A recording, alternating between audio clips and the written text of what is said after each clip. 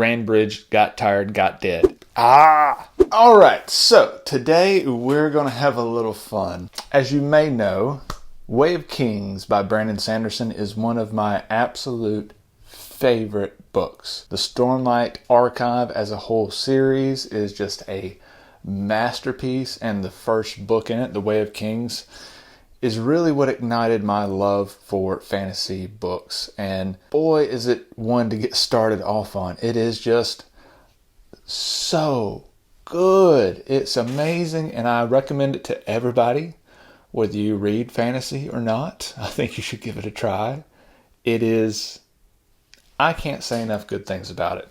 If I was giving it a rating, 1 out of 5, I would probably give it, a 5. And so would a lot of other people.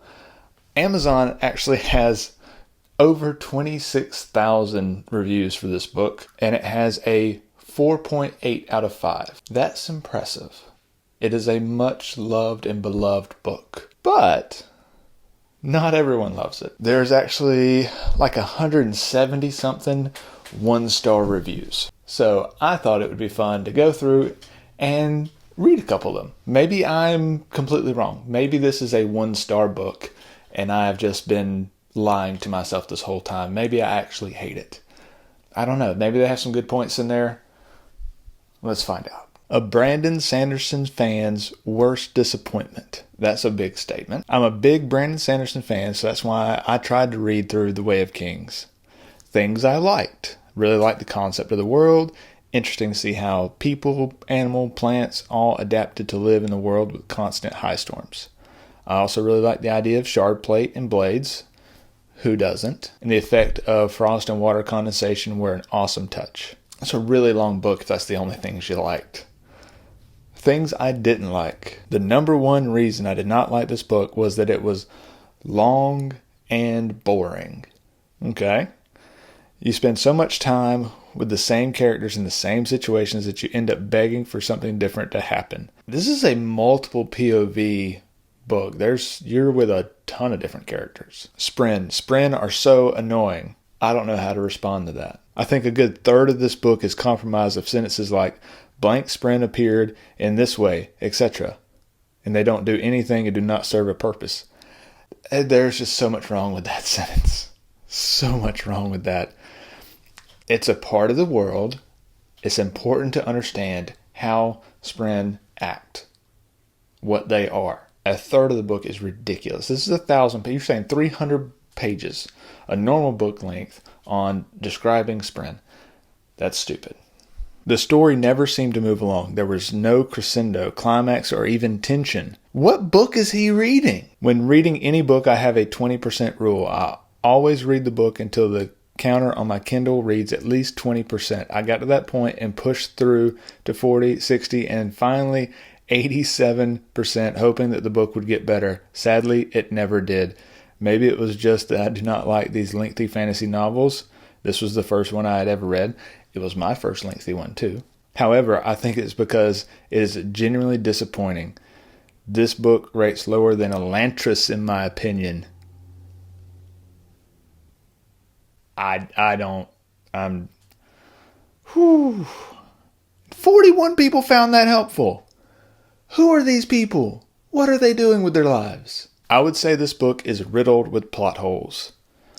Well, I'm interested to see what else you would say, because that's just wrong. I would say this book is riddled with plot holes, but it would have to have a plot for that to be true. Okay.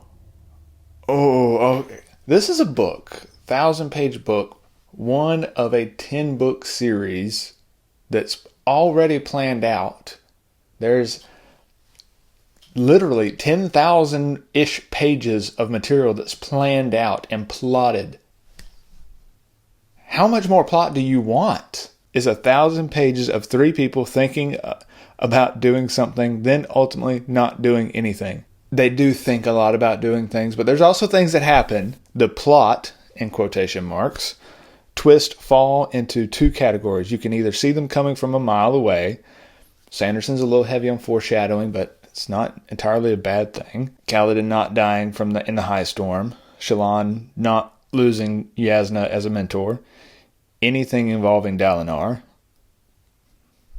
or they pop out of nowhere because the author made up on the spot. Shallan killing her father, Kaladin suddenly having so much Stormlight that he can single-handedly take on thousands of Pershindi, the king of Kharbranth suddenly being a madman who orders the deaths of every leader in the world, and the Parshmen being the people who ultimately destroyed civilization. Everything that he says comes out of nowhere is very well set up, and after the fact you can look back and see where everything lines up. There's no inconsistencies that I can think of, and I've read this book more than once, on any of those plot points, in which they are plot points, because this book has an excellent plot. Kaladin is a self-absorbed slave who goes from hating the class of people who have tormented him to serving them proudly the moment he can personally benefit from it. That is the absolute worst description and least accurate one of Kaladin I have ever heard. That is in no way accurate. Yes, Kaladin is depressed. He has depression. Self-absorbed. Kaladin, which is, I want to save everyone. Like, that's his big character flaw, is he tries to save everyone. And he's self-absorbed? There are self-absorbed characters in this book. Kaladin's not one of them. Shallan's a self-absorbed noble from a minor house who tries to rob the smartest woman in the world and suffers no consequences. She dies. She almost dies because of it. Suffers no consequence. What book are these people reading? Dalinar is a self-absorbed high prince who serves zero purpose in the story's plot, and despite being known for his strength and morality, exhibits neither in the story's climatic moments. I think this person wrote this just to get under people's skin. My favorite scene is Dalinar slamming his sword down and saying, "The sword for the slaves."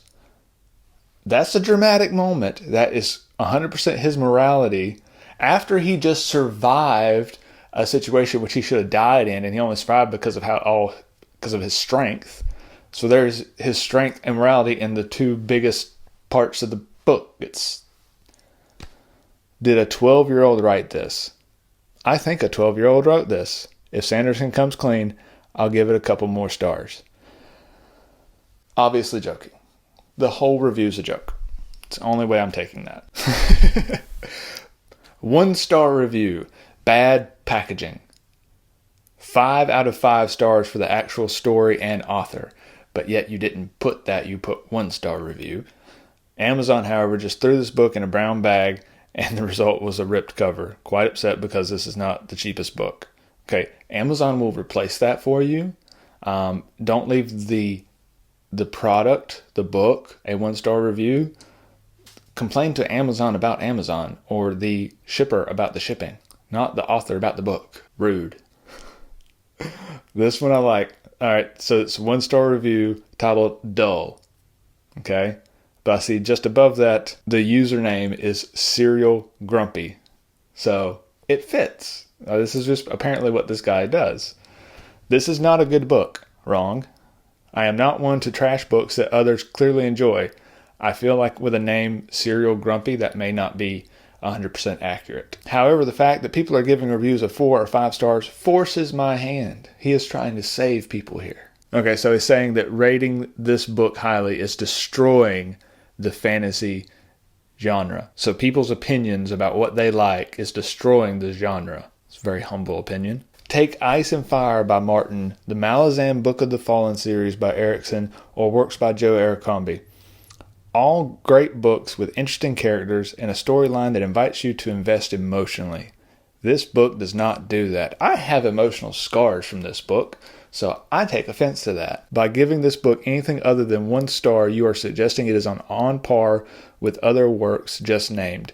It is on par, if not above them. If I were just getting into fantasy and bought this book based on reviews, I would forever assume the whole genre was full of overly long, intensely dull, and poorly written books about, well, nothing.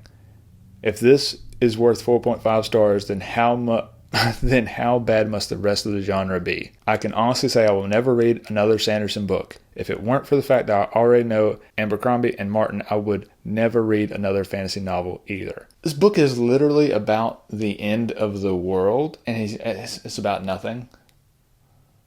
Okay.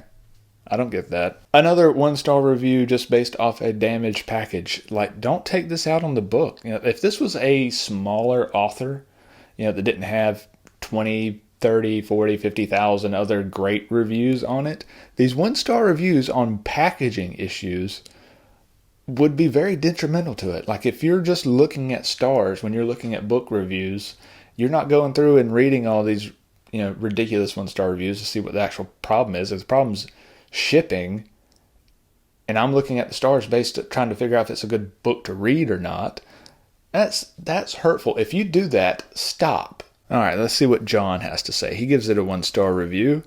Read the sample first. Do research about Sanderson's style first. The book was recommended to me by friends, good friends, who are huge fans of the author. I saw the ratings and bought it with high hopes, but was quickly disappointed. I wish I had read the excerpts first before buying. I wouldn't have bothered with it then. I really don't like the way Sanderson writes. Okay, so now this is actually a genuine criticism that I can get along with. If it's the writing style you don't like, that's fine. I'm a fan of George R.R. Martin's Song of Ice and Fire. I don't mind verbosity. I'll have to look that up. So long as it at least feels like it has purpose and is adding depth to the characters and plot. This plot is a little too butter. This plot is too little butter spread over too much bread. The same story can be told better using fewer pages. I disagree with that wholeheartedly. I can tell the entire story of the Stormlight Saga in a couple sentences probably. It won't be better done. Like, yeah, you can make it shorter. Radiance went away. Radiance come back. Things happen. People die. Some people live. The end. Like, you can tell it real short. That doesn't make it better. Eric, what are you doing? 1-star review. New copy arrived damaged. I immensely have enjoyed this book since checking out from the library. You love the book. It says in here, book, 5-star review. Then rate the book 5-star. This is not the place to put your shipping issues. This is the book review. However, it arrived in this damaged state already, which is disappointing from a delivery aspect. The rating is for the handling of the package, not the book itself. The book is a 5-star. Oh, that is frustrating. Stop doing that. All right, here's a great 1-star review from Lousy Deal. I'm sure this will be optimistic. 100 pages of story plus 900 pages of empty words. Sanderson is not good enough writer to be able to fill several hundred pages with material worth reading. 90% of this book is failed writing. Wow. You could remove those parts and lose nothing meaningful to the story, characters, or overall feeling of the book. The remaining 10% I still only give 2 stars. The writing is actually very shallow. And no, the other 90% does not add depth, just repetition and irrelevant ideas, and amateurish. For example, he fails to convey the desperation and helplessness that would be required to make a man make a bridge run. He mostly describes the bridge runners as tired from running and then dead. I think he just only read 10% of the book and just skimmed the rest of it because he quite clearly conveys the desperation and helplessness and brokenness of the men running those bridge crews. Now, if you wanted to shorten it up, yeah, ran bridge, got tired, got dead. I mean, that's a good Bridge 4 logo if there ever was one, but it's not all that was written. This is the second book by Sanderson that I've read. The first was Emperor's Soul, which is a very different book from Sanderson. It is one of his shortest ones and a very different style. It's literally one person in a room, whereas the Stormlight Saga is a 10-book epic of, the world ending, basically. Oh, but he gave Emperor's Soul a similar review in the terms of amount of meaningful fill. I'll never read his books again.